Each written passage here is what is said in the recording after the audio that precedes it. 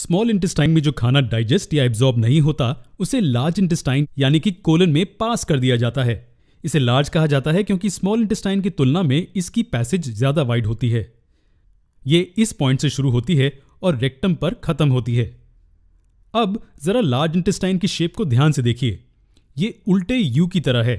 खाना यहां एंटर करता है, फिर यहां से होते हुए रेक्टम तक पहुंचता है। ये भाग जहां खाना ग्रेविटी के विपरीत ऊपर मूव होता है इसे असेंडिंग पोर्शन कहते हैं। वो इसलिए क्योंकि असेंड का मतलब होता है ऊपर चढ़ना, और इस ऊपरी भाग को ट्रांसवर्स पोर्शन कहते हैं। ट्रांसवर्स का मतलब होता है किसी चीज को क्रॉस करना। इंटेस्टाइन का ये भाग एब्डोमेन को राइट से लेफ्ट तक क्रॉस करता है, इसलिए इसे ट्रांसवर्स पोर्शन कहते हैं।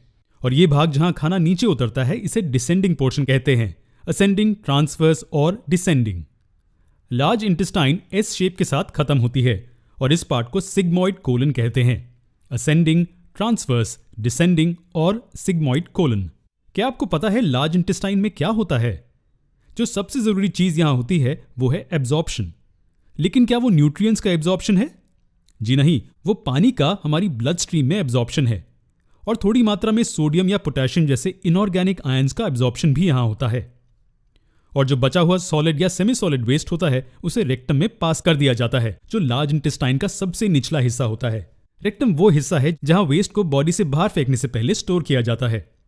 इस वेस्ट को फीशीज कहते हैं। इसे एनस के जरिए बॉडी के बाहर फेंक दिया जाता है। एनस डाइजेस्टिव ट्रैक्ट के एंड पर एक पैसेज होता है।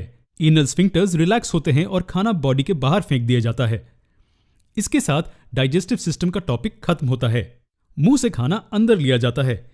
इस खाने को सिंपल सब्सटेंसेस में ब्रेक डाउन किया जाता है ताकि वो बॉडी में एब्जॉर्ब हो जाए। जो खाना डाइजेस्ट नहीं होता उसे एनस के जरिए बाहर निकाल दिया जाता है।